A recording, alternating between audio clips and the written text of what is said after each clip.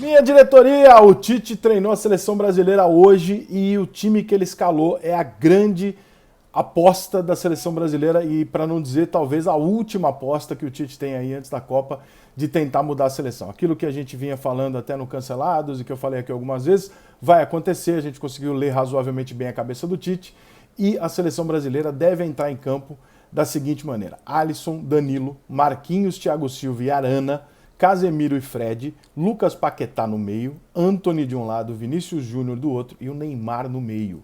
Isso significa, portanto, que a gente não estava errado quando a gente imaginou que o Tite colocaria a seleção brasileira para jogar sem centroavante, centralizando e adiantando o Neymar mais próximo do gol. Por quê? Porque claramente o Tite está notando que o futebol da seleção brasileira não está gerando para o centroavante boas oportunidades de gol e que nenhum dos centroavantes da seleção brasileira conseguiu vingar. É muito cômodo, é muito fácil você chegar aqui e falar assim: ah, mas o Gabigol não deu certo. Sim, mas o Gabriel Jesus deu.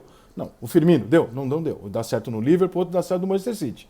Ah, o Matheus Cunha dá certo lá na Europa, também não funcionou pra caralho. Então, se nenhum centroavante funciona na seleção brasileira, talvez seja o caso da gente jogar sem centroavante. E talvez seja inteligente, sim, você colocar o Neymar numa função central, não necessariamente de centroavante, porque o Neymar não tem esse perfil, mas onde o Neymar esteja muito perto do gol. E eu acho uma decisão inteligente, eu acho uma tentativa inteligente. Esse jogo do Brasil, que parece não valer nada, parece não significar nada, porque o Brasil já está classificado e o Chile é nosso freguês, pode ser o grande jogo da seleção brasileira para a véspera da Copa do Mundo. Pode ser o jogo onde o Tite note e encontre a formação e o time ideal para a gente jogar essa Copa do Mundo em alto nível.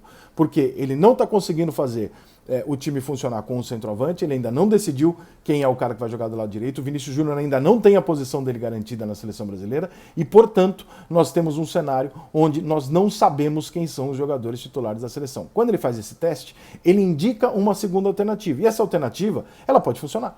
Você pode chegar nesse jogo e encontrar uma maneira de que três caras muito rápidos e dribladores resolvam os problemas de criação da seleção brasileira com um meio de campo muito forte, com o Fred e o Casemiro, que são dois jogadores um pouco mais atrás, mas que sabem jogar, e o Paquetá, que tem jogado um bolão, né? Além de ser um jogador alto e forte e tal, que também tem entrada na área, um bom cabeceio. Você pode ter uma formação ali que fala: opa, peraí, achei um negócio aqui. Por quê? Porque agora na lateral esquerda da seleção brasileira nós vamos ter um puta apoiador. O Arana é um puta apoiador. O Danilo disputa a posição com o Daniel Alves, acho até que o Danilo é titular do Tite pelo vigor, pela idade, etc. E nós podemos encontrar nessa formação da seleção brasileira uma proteção à defesa com dois volantes, né? O Fred e o Casemiro mais na frente da área, meio que parado na frente da área, o Fred um pouquinho mais à frente e o Paquetá sendo o grande armador, ou ele repetir Renato Augusto e Paulinho, no sentido do Fred jogar aqui e o Paquetá jogar aqui, os dois fazendo aquele área a área na frente do Casemiro. É uma possibilidade. O importante é que o Neymar vai ficar centralizado. Lembra do do Zagallo? Talvez o Neymar seja esse cara. E talvez o Antony e o Vinícius Júnior tenham mais liberdade de chegar na área. E a aproximação do Paquetá e do Neymar dentro da área podem refletir naquilo que nós tínhamos com Paulinho e Renato Augusto, naquela seleção que deu certo até chegar na Copa do Mundo, quando o Renato Augusto se machucou, entrou o Coutinho, e, na minha opinião, ali o Brasil se desmantelou taticamente, porque o Brasil passou a ter um lado só. O Brasil só jogava pelo lado esquerdo. Antes disso, o Brasil tinha dois lados e o Paulinho era absolutamente fundamental para o Brasil jogar pelo lado direito. Então, o treino de hoje do Tite, se o time que for a campo na quinta-feira for o time que o Tite colocou hoje, é a grande tentativa do Tite, é a grande mudança tática da seleção brasileira dos últimos anos. Porque o Brasil em nenhum momento tentou mudar o esquema de jogo dele. O tempo inteiro o Brasil repete o esquema de jogo. Você pode perguntar para mim, falar: Rick, então esses atacantes estão definidos? Não, não estão. Pode ser que pela direita entre o Rafinha e não o Antony. Pode ser que pela esquerda, e eu aposto nisso, o jogador é o Richarlison. Eu acho que ele está testando o Vinícius Júnior, dando oportunidade para ele, mas o titular dele ainda é o Richarlison. Algo me diz isso por quê? Porque quando o Richarlison saiu da seleção, ficou fora da seleção por contusão, o Richarlison estava voando na seleção e jogando do lado esquerdo. Então eu não acho que o Vinícius Júnior tenha jogado na seleção até agora algo que faça o Richarlison perder a posição. Eu acho que ele está testando o Vinícius Júnior, o que não significa que o Richarlison vai perder a posição dele. Então, o importante não são os nomes, tá, nesse jogo. O importante é a formação da seleção brasileira e como é que isso vai se desenrolar em campo. Porque pode não ser o Fred, pode ser o Fabinho, pode ser o Bruno Guimarães. O Casemiro é o Casemiro. O Casemiro está definido. Dupla de zaga também me parece definida entre Thiago Silva e Marquinhos. O goleiro é o Alisson, mas pode ser o Ederson ou o Everton, não vai fazer a menor diferença, porque são três monstros de goleiro. O Neymar está definido. O restante do time do Brasil não está definido. A gente não sabe se é Daniel Alves ou Danilo, você não sabe quem é o lateral esquerdo da seleção, você não sabe quem vai jogar do lado do Casemiro, você não sabe se o Paquetá é titular, embora pareça hoje que o Paquetá é titular, você não sabe se é o Richarlison, você não sabe se é o Vinícius, você não sabe se é o Rafinha, você não sabe se é o Antony, você não sabe se é o Neymar, você vai ter um centroavante. Então nós estamos chegando na seleção brasileira na Copa do Mundo, nós temos uma dupla de zaga titular, um goleiro titular, nós temos o Casemiro e o Neymar. Nós temos 5 jogadores que são titulares da seleção brasileira.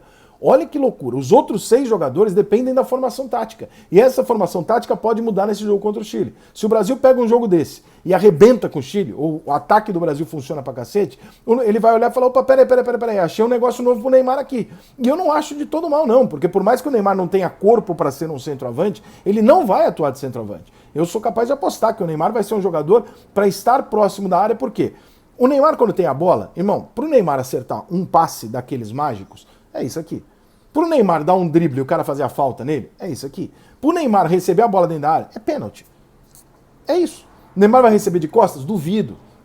Acho que o Neymar vem entre o Paquetá e o Vinícius Júnior, entre o Paquetá e o Fred, vem o Neymar de frente. E aí os 2 jogadores abertos da seleção que vão colar. Talvez esse time do Brasil, em bloco nessa direção, faça do Neymar, até descubra no Neymar agora, uma nova posição para o resto da carreira do Neymar. Porque essa tentativa pode mudar o jeito da seleção brasileira jogar, pode resolver um problema tático que nós temos, pode dar uma nova direção para o Neymar, pode achar um Guilherme Arana, pode dar ao Paquetá uma liberdade que ele não tem quando ele joga de segundo volante, e pode principalmente dar para o Tite uma resposta, que é, ó, Tite, a formação é essa.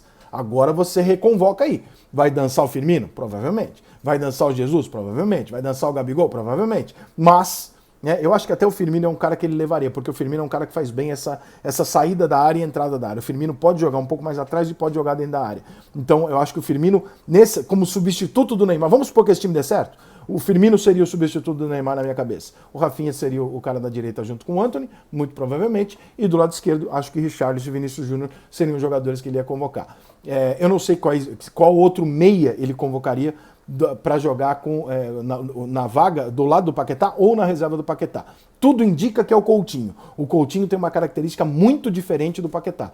Isso é importante porque na última Copa do Mundo, por exemplo, nós tínhamos jogadores muito parecidos. E aí você não tem aquele fator de mudança de jogo em determinado momento. Por outro lado, se você perde o Paquetá, você também não tem um meia de articulação daquela forma. E aí eu acho também que pode pintar o nome do Renato Augusto se esse time funcionar, pensando no substituto do Paquetá. Se essa formação funcionar e você parar e falar, poxa, eu quero um meio de campo alto, articulador, bom de passe e tal. Quem é esse cara? Não tem. Esse cara é o Renato Augusto até hoje, porque a gente ainda não fez outro. Então, é possível que essa formação dando certo mude tudo isso que eu estou dizendo para vocês aqui hoje. E sendo bem otimista e confiante, eu acho que isso pode acontecer, tá? Porque essa é a formação que eu botaria em campo hoje. O Tite está botando exatamente o time que eu colocaria para ser testado contra o Chile. Vamos torcer, quem sabe?